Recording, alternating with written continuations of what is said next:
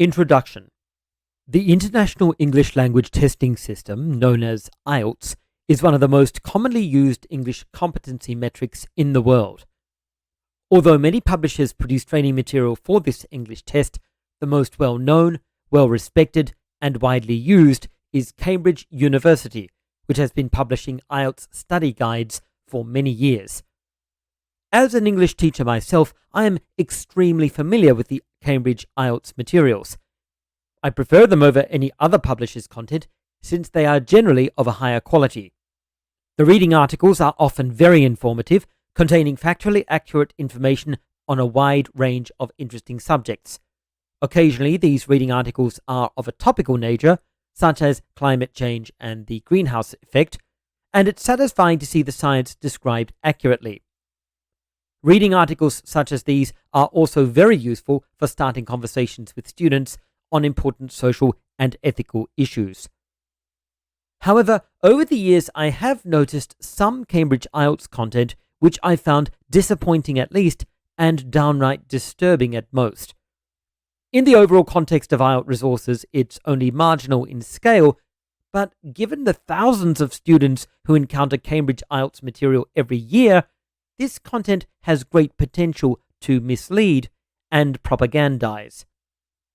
The content I'm examining in this video is found in the book Cambridge IELTS 14 Academic, published in 2019. At the time of this video, in 2021, this book represents some of Cambridge's most recent IELTS material and is in wide circulation. So this is not decades-old content which has long been superseded. This is current Cambridge IELTS material. The content I'm examining is found in part 2 of the IELTS listening test and takes the form of a monologue by a human resources manager addressing new apprentices. From a leftist perspective, any content addressing worker rights is important, and any talk from a human resource manager is highly likely to be of questionable reliability. In this case, I was particularly interested to see what would be said given the UK's extremely troubled history of labour relations. I have used this specific material in my English classes many times over the years, since it's part of my company's standard curriculum, and every time I do, I always make a point to my students about how unreasonable the terms of employment are and comment about the importance of labour protection legislation. Having taught this material once again recently, I decided to fact-check the manager's speech to see how accurately it represented UK employment law. I didn't expect any real surprises, and given this material was produced by the prestigious Cambridge University, I thought it would be reliably accurate and fairly benign. I was wrong. In fact, in this listening exercise, the circumstances under which the apprentices are hired are illegal under British law, and the apprentices are never provided with any information about their legal rights and protections. The content. I'll play the content and show it on screen and then comment.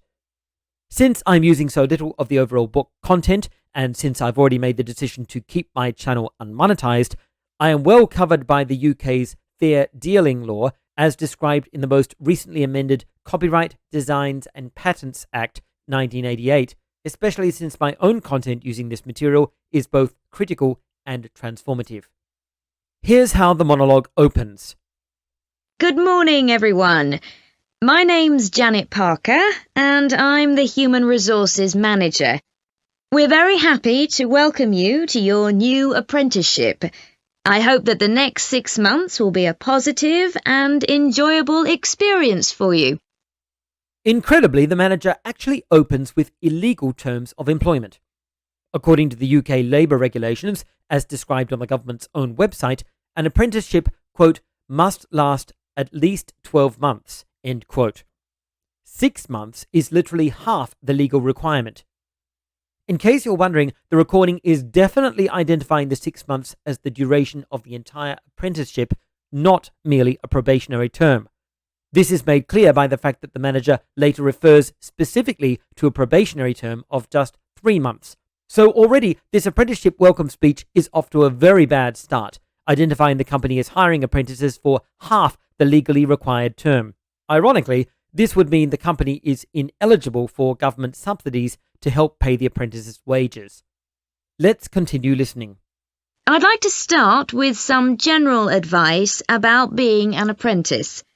Most of you have very little or no experience of working for a big organisation, and the first week or so may be quite challenging. There will be a lot of new information to take in, but don't worry too much about trying to remember everything. The important thing is to check with someone if you're not sure what to do. You'll find your supervisor is very approachable and won't mind explaining things or helping you out. You're here to learn, so make the most of that opportunity. This is all pretty standard human resources talk, fairly ordinary and trouble-free, even if it does sound a bit formulaic. However, I did notice that although apprentices were encouraged to check with their supervisor if they needed help or explanation, they weren't directed to their mentor.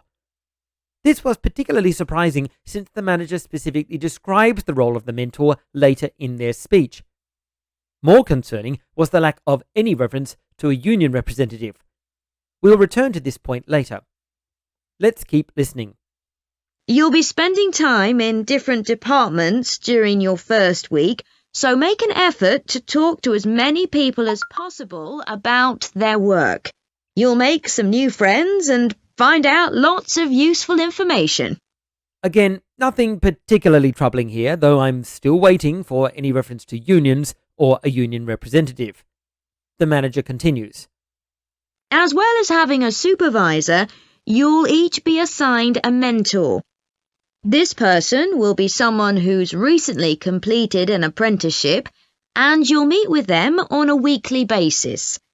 Their role is to provide help and support throughout your apprenticeship. Of course, this doesn't mean they'll actually do any of your work for you. Instead, they'll be asking you about what goals you've achieved so far, as well as helping you to identify any areas for improvement. You can also discuss your more long-term ambitions with them as well. I have mixed feelings about this. In principle, it's good for an apprentice to have a mentor. In this case, the mentor is someone who has recently completed their own apprenticeship, which would be valuable from the perspective of the knowledge and experiences they could share, as well as from the perspective of worker solidarity. However, the emphasis the manager gives to the role of the mentor is clearly focused on benefits to the employer rather than the apprentice. Notice that although the manager says the mentor's role is to, quote, provide help and support, end quote, they immediately move on from this point, explaining that the mentor will be meeting with the apprentice every week, quote, asking you about what goals you've achieved so far, as well as helping you to identify any areas for improvement, end quote. Intentionally or not, this sounds unfortunately like the role of the mentor is to monitor the apprentice in order to ensure they are generating profit for the company, rather than to provide care and guidance for the apprentice. The emphasis in this part of the monologue is certainly unbalanced. There's a lot less emphasis placed on the needs and rights of the apprentice, and there's no reference to the mentor being someone to whom the apprentice can turn if they feel mistreated or if they believe there's something wrong with workplace practices. There's also still no reference to a union. Let's continue listening. Now, I just want to run through a few company policies for our apprenticeship scheme with you. Most importantly, the internet. As part of your job, you'll be doing some research online, so obviously you'll have unlimited access for that. But please don't use it for personal use. You'll have your own phones for that. This is a reasonable requirement. There's no real issue here. Let's move on. Some of you have already asked me about flexible working. After your probationary 3-month period, some of you will be eligible for this, but it will depend on which department you're in and what your personal circumstances are, so please don't assume you'll automatically be permitted to do this. This is certainly legal, though legal doesn't necessarily mean ethical. But then we come across another breach of the law. Listen to this. I want to make sure there's no confusion about our holiday policy. Apart from any statutory public holidays, we ask that you don't book any holidays until after your 6-month apprenticeship has finished. Time off should only be taken if you are unwell. Please speak to your supervisor if this is going to be a problem. This is totally illegal. The UK government's own website, in the section addressed to employers hiring apprentices, says employers, quote, must offer apprentices the same conditions as other employees working at similar grades or in similar roles, end quote, stating explicitly that this includes, quote, paid holidays, sick pay, any benefits you offer such as childcare voucher schemes, any support you offer such as coaching or mentoring, end quote. Likewise, the UK government's website addressed to apprentices says they are entitled to, quote, at least 20 days paid holiday per year plus bank holidays, end quote. Note the phrasing the manager uses when speaking of leave. She says, quote, we ask that you don't book any holidays until after your 6-month apprenticeship has finished, end quote. The phrasing technically represents this as a request rather than a strict condition of employment, probably to provide the company with plausible deniability against a charge of breaking the law. However, the context in which this request is delivered and the subsequent statement, quote, please speak to your supervisor if this is going to be a problem, end quote, are clearly intended to compel the apprentice to accept this condition. A company employing apprentices should definitely not be pressuring them into accepting illegal working conditions. A human resources manager should definitely not be making semi-coercive requests of potential employees which breach their legal rights while failing to inform them of the government's own legislative requirements for employers. This kind of compulsion is also found in the manager's next comments on working hours. This is what she says. You'll be expected to work a 40-hour week, but there may be opportunities to do overtime during busy periods. Although you're not required to do this, it can be a valuable experience, so we advise you to take it up if possible. Obviously, we understand that people do have commitments outside work, so don't worry if there are times when you are unavailable. Although a 40-hour work week is a standard legal load, the manager doesn't mention certain other legal requirements. According to UK legislation, workers 18 and younger should not work more than 8 hours a day, 40 hours a week, and should not work at night. Workers have the right to a specific amount of rest time during work hours, and young workers are entitled to even more rest breaks. It is also illegal for any employee to work more than an average of 48 hours a week over 17 weeks. The manager says, quote, there may be opportunities to do overtime during busy periods, end quote. Although she says, quote, you're not required to do this, end quote, she also strongly implies that the apprentices should, by adding, quote, it can be a valuable experience, so we advise you to take it up if possible, end quote. This is clearly attempting to normalize a culture of overtime so new employees will follow it to the company's benefit. The manager does not mention whether or not overtime is paid. This is important because, unfortunately, the UK government says, quote, employers do not have to pay workers for overtime, end quote. New employees should certainly be given clear guidance on the pay conditions regarding overtime work, especially if the human resources manager is going to pressure them to do it. It's bad enough that UK legislation doesn't require overtime to be paid, but it's even worse when HR managers take advantage of this to push new workers into treating unpaid overtime as a reasonable expectation. Next, the manager talks about the company dress code. As you know, we don't have a formal dress code here. You may wear casual clothes as long as they're practical. And the only restriction for shoes we have is on high heels for health and safety reasons. Comfortable shoes like trainers are preferable. This is actually very reasonable as far as it goes. UK government health and safety regulations do require employees to dress appropriately for their work tasks and work environment, so this company is staying well within the legal boundaries. However, while addressing new employees on the company dress code, an HR manager should also be informing them of their specific dress code rights as described in the government's guidelines for employers. The UK Government Equalities Office states specifically that, quote, it is advisable to avoid gender-specific prescriptive requirements, end quote, says that employers are required to, quote, make reasonable adjustments to any elements of the job which place a disabled person at a substantial disadvantage compared to non-disabled people, end quote, and says in particular that, quote, transgender employees should be allowed to follow the organization's dress code in a way which they feel matches their gender identity, end quote.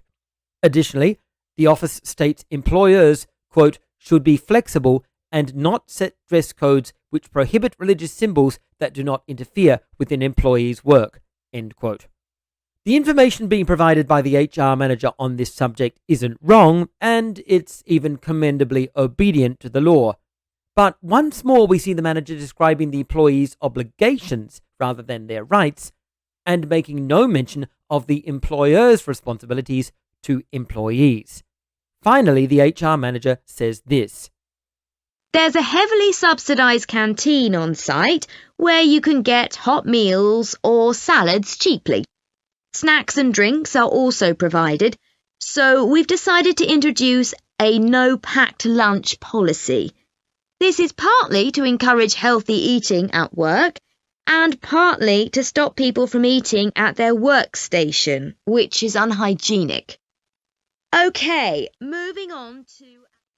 There's nothing illegal about this, but I have a strong objection to a company which forbids people to bring their own food to work and instead provides a canteen which charges them money to eat. The company's stated reason for prohibiting packed lunches doesn't make any sense. How does providing food through a canteen actually prevent workers eating at their workstations? Additionally, how is working at a workstation any less hygienic than working in a canteen? Certainly in a canteen, there's a lot more loose food around. According to the UK Government Health and Safety Executive, employers are legally required to provide, quote, somewhere to rest and eat meals, end quote. There is no legal requirement for this to be a canteen or any other specially prepared area. An employee lounge would obviously be entirely suitable. Similarly, the Health and Safety Executive says that employers are legally required to provide, quote, a clean workplace with appropriate waste containers, end quote. Again, there's an emphasis here on the employer's legal obligations. There's certainly nothing in this legislation which even suggests that employees shouldn't be eating at their workstations. In fact, it's clearly the employer's responsibility to ensure that the workplace is kept clean for the benefit of employees. If companies provide a work canteen, they should make it an employment benefit for which workers don't need to pay. Otherwise, this just looks like profiteering from employees. Additionally, although the HR manager refers to the prohibition of eating food at workstations and describes the company canteen as an alternative, there's no information provided on the food served at the canteen. Since employees will have no choice but to spend their money there, the company should ensure that the food supplied provides for employees' different dietary, medical, religious, and ethical needs. This information really should be part of any HR briefing for new employees. Conclusion. This may seem like a lot of fuss to make over a brief English language listening exercise, considering neither the company nor the HR manager actually exists. Since the exercise itself is so short, and since none of this is real anyway, does it really matter that the manager's monologue leaves out some information which would surely be part of a standard new employee briefing? Well, maybe. But would a standard new employee briefing in the UK actually be any better than this? I would certainly hope so. However, what concerns me is that this listening exercise seems to present what I am expected to understand actually is a standard new employee briefing. There's nothing in this listening exercise which indicates any of the content is unusual, and given the typically conservative nature of Cambridge University's IELTS training materials, it's highly unlikely that this HR manager talk strays far from a normal experience at the average UK company. Here's a summary of the monologue's troubling content. 1. illegal apprenticeship duration. 2. Illegal holiday request. 3. Coercive overtime request. 4. Inadequate employee rights information. 5. Exploitative eating regulations.